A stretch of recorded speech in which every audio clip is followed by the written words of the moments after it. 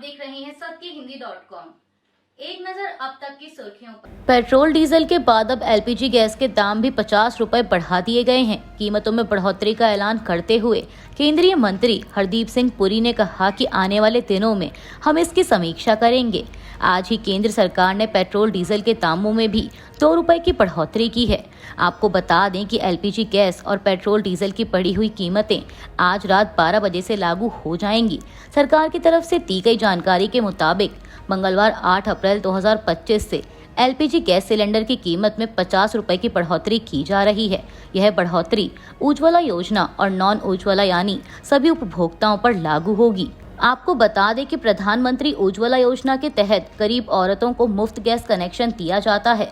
इस योजना का फायदा ग्रामीण इलाकों की गरीब महिलाओं को दिया जाता है।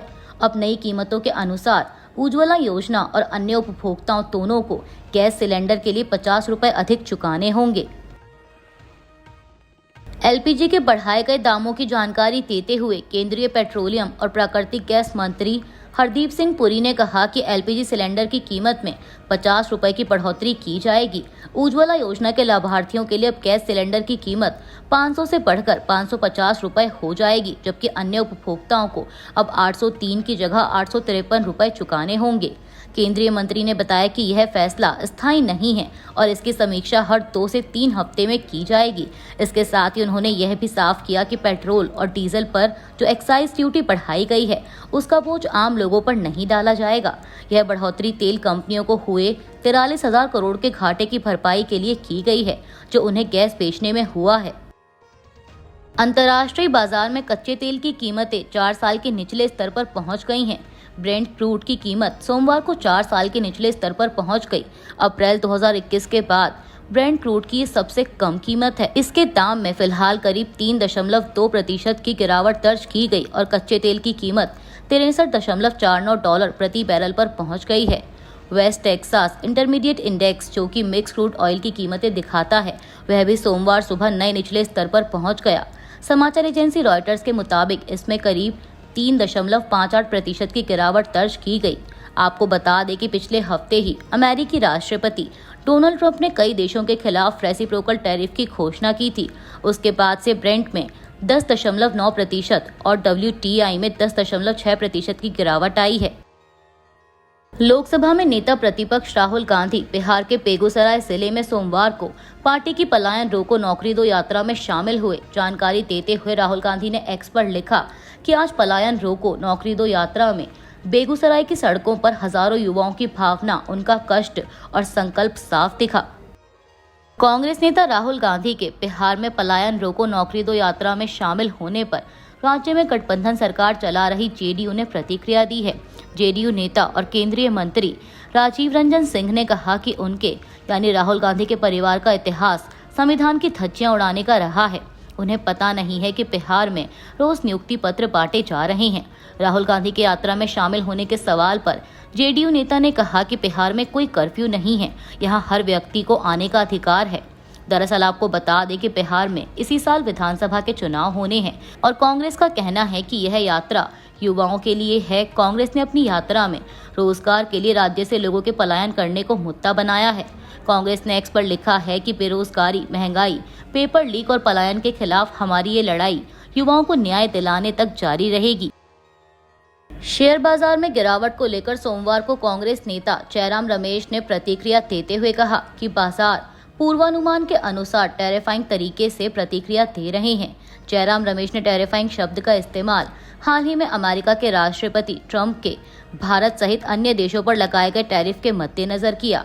उन्होंने कहा कि पीएम मोदी और अमेरिकी राष्ट्रपति ट्रंप अपनी ही अर्थव्यवस्थाओं को आघात पहुंचाने में विशेषज्ञ हैं। आपको बता दें कि 2 अप्रैल को अमेरिकी राष्ट्रपति ट्रंप ने भारत सहित कई देशों से अमेरिका आने वाले सामान पर आयात शुल्क की घोषणा की थी। इसके बाद सोमवार को भारत सहित एशिया के तमाम शेयर बाजारों में गिरावट देखी गई। समाजवादी पार्टी प्रमुख अखिलेश यादव ने लखनऊ में एक प्रेस कॉन्फ्रेंस के दौरान बीजेपी की रणनीति की तुलना हिटलर के प्रचार तंत्र से की। उन्होंने कहा कि जैसे हिटलर के पास उसके सैनिक थे, वैसे ही उन्होंने यानी बीजेपी ने एक भूमिगत सेना बना ली है, जो समय समय पर लोगों को अपमानित करने और बदनाम करने के लिए सक्रिय होती है। जो लोग कभी भ्रष्टाचार के प्रति जीरो टॉलरेंस की बात करते थे, उनके अपने अधिकारी पकड़े गए हैं और वे अज्ञात स्थानों पर नहीं बल्कि मुख्यमंत्री के संरक्षण में छिपे हुए हैं। वक्फ कानून को लेकर चल रहा विरोध थमने का नाम नहीं ले रहा है। इसके खिलाफ सुप्रीम कोर्ट में अब तक 6 याचिकाएं दाखिल हो चुकी हैं, जिन पर जल्द सुनवाई की उम्मीद है। सोमवार 7 अप्रैल को राज्यसभा सांसद और वरिष्ठ वकील कपिल सिब्बल ने सुप्रीम कोर्ट में इस मामले में जल्द सुनवाई का अनुरोध किया, जिस पर मुख्य न्यायाधीश संजीव खन्ना ने भी सुनवाई का आश्वासन दिया है। आपको बता दें कि एडवोकेट कपिल सिब्बल याचिकाकर्ता समियत उलेमाए हिंद की ओर से कोर्ट में पेश हुए थे। उन्होंने कहा कि हम वक्फ कानून में किए गए संशोधनों का विरोध करते हैं और जल्द सुनवाई की मांग करते हैं। इस पर सीजेआई खन्ना ने कहा कि जल्द सुनवाई के अनुरोध को लेकर पहले ही व्यवस्था बनी हुई है, आपको यहाँ इसे रखने की कोई जरूरत नहीं थी। सीजेआई ने कहा कि मैं दोपहर को इन अनुरोधों को देखूंगा और मामले की सुनवाई पर फैसला लूंगा। उन्होंने सुनवाई का आश्वासन दिया है। जम्मू कश्मीर विधानसभा में वक्फ कानून को लेकर सोमवार की सुबह खूब हंगामा देखने को मिला। हंगामे के कारण स्पीकर अब्दुल रहीम राठौर को सदन की कार्यवाही 15 मिनट के लिए स्थगित करनी पड़ी। समाचार एजेंसी पीटीआई के अनुसार वक्फ कानून पर चर्चा के लिए जम्मू कश्मीर विधानसभा में नेशनल कॉन्फ्रेंस के नजीर कुरैशी और तनवीर सादिक ने प्रश्नकाल स्थगित करने का प्रस्ताव पेश किया था। वहीं इस प्रस्ताव का बीजेपी ने विरोध किया और इस दौरान सदन में हंगामा शुरू हो गया। मीडिया रिपोर्ट्स के मुताबिक राठौर ने सदन के नियम 58 का हवाला देते हुए कहा कि यह मामला अदालत में विचाराधीन है, इस कारण प्रश्नकाल स्थगित कर इस पर चर्चा नहीं की जा सकती। वहीं हंगामे के जो वीडियो सामने आए हैं उसमें दिख रहा है कि सदन में विधायक नारे लगाते हुए कह रहे हैं कि काला कानून वापस लो। अमेरिकी राष्ट्रपति डोनाल्ड ट्रंप के टैरिफ की घोषणा का असर भारत के शेयर बाजार में भी देखने को मिला। सोमवार सुबह निफ्टी में 4% से अधिक की गिरावट देखने को मिली। वहीं सेंसेक्स में 2300 पॉइंट से अधिक की गिरावट दिखी। निफ्टी में भी 938 अंक यानी 4.04% की गिरावट है। वहीं एशिया और अमेरिका के शेयर बाजार में भी गिरावट देखी गई। अमेरिका के शेयर बाजार में गिरावट को लेकर ट्रंप ने कहा कि मैं किसी चीज में गिरावट नहीं चाहता, लेकिन कभी कभी चीजें ठीक करने के लिए दवाई लेनी पड़ती है।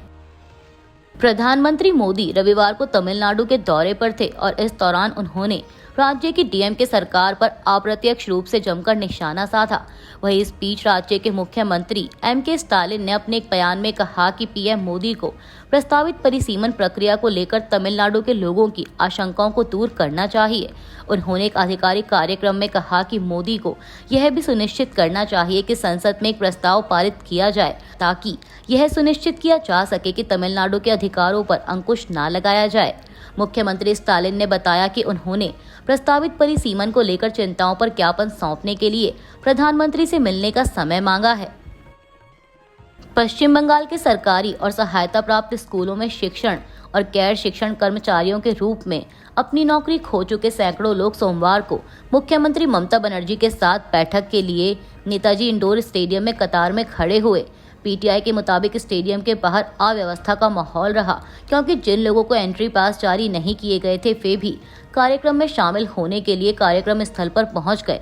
इस दौरान मुख्यमंत्री ममता बनर्जी ने कहा कि कृपया यह ना समझें कि हमने इसे स्वीकार कर लिया है, हम पत्थर दिल नहीं हैं और मुझे यह कहने के लिए जेल भी हो सकती है, लेकिन मुझे परवाह नहीं है।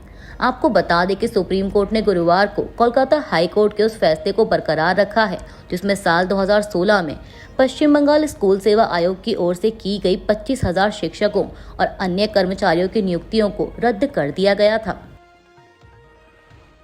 अमेरिका के राष्ट्रपति डोनाल्ड ट्रंप ने विभिन्न देशों पर रेसिप्रोकल टैरिफ की घोषणा की थी। इसके बाद से अमेरिकी शेयर बाजार में भारी गिरावट देखी गई और अब इस पर राष्ट्रपति ट्रंप ने प्रतिक्रिया देते हुए मीडिया से कहा है कि मैं किसी चीज में गिरावट नहीं चाहता, लेकिन कभी कभी चीजें ठीक करने के लिए दवाई लेनी पड़ती है। आपको बता दें कि अमेरिका के राष्ट्रपति ट्रंप के भारत सहित विभिन्न देशों पर टैरिफ लगाने की घोषणा के बाद से शेयर बाजार में भारी गिरावट देखी गई है। हालांकि ट्रंप ने दावा किया है कि नौकरियां और निवेश अमेरिका में वापस आ रहे हैं।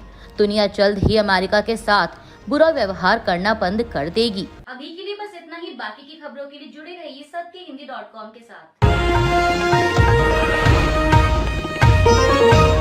Copyright disclaimer under Section 107 of the Copyright Act 1976. Allowance is made for fair use for purposes such as criticism, comment, news reporting, scholarship, and research.